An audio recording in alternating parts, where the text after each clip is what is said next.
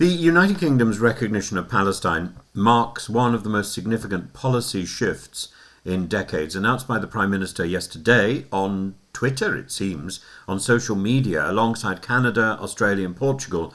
The move was framed as an attempt to revive the possibility of a two-state solution, the vision of Israel and Palestine living side by side in peace.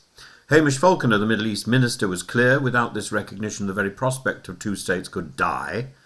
And he argued that Israeli settlement expansion, violence in Gaza and the West Bank, and the sheer scale of civilian deaths had created a point of no return. Recognition was described as the essential framework for building towards a ceasefire, not for an immediate fix. As Falconer admitted, it will not bring food into Gaza tomorrow, nor release hostages tomorrow, but it signals intent that Britain and its allies believe the path to peace lies through Palestinian statehood. Britain's step is part of a coordinated way. Portugal, France, Belgium and others are set to follow. For Emmanuel Macron, who's driven this initiative, the point is that the two-state solution is at the last minute before becoming impossible.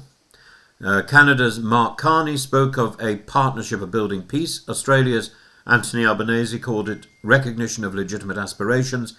Yet the United States has dismissed these recognitions as performative, theatrical, warning that the focus must remain on hostages and Israel's security. The contrast between Washington's skepticism and Europe's urgency is stark.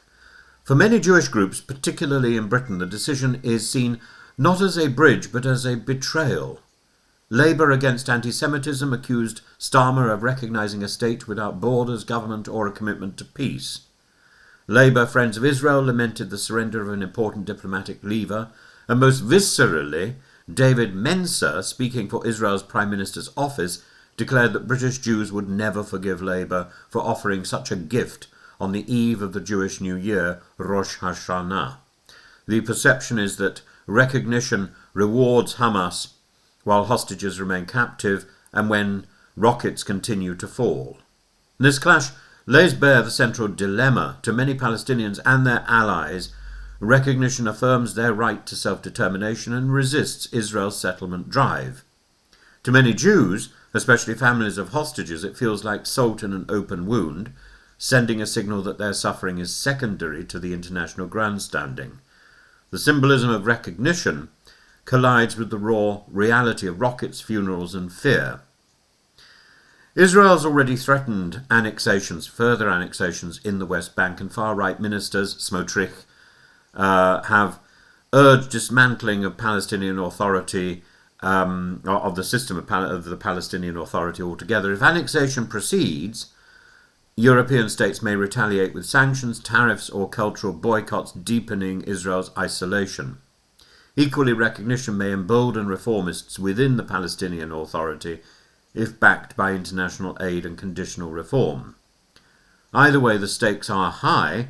This is not mere symbolism, but potentially could be a trigger for escalation or transformation. I would like to see it as a trigger for transformation.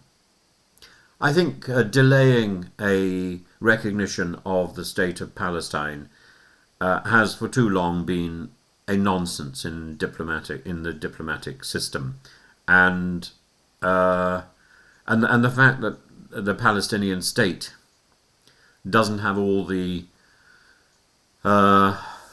machinery, the equipment to be a proper state at this moment, should be compared to the declaration of the State of Israel initially in 1948, which similarly was lacking some of those ingredients that make it a viable state.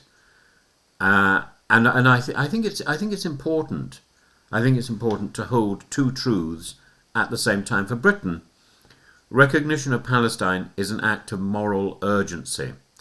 It's an effort to salvage the two-state ideal before it collapses entirely. President Erdogan is speaking, I think, today in the United Nations, and I think he will develop this idea further.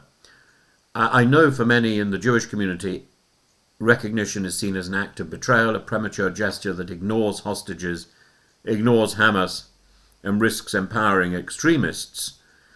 In this clash of perspectives lies the painful truth. recognition of Palestine is not the end of a conflict, but the start of a new argument, one that tests whether symbolism can ever translate into security, justice and lasting peace. It will need to be backed up by support both for the emerging state of Palestine and for the existing state of Israel, and it will need to be supported by an intense drive to pull Netanyahu away from the brink of disaster.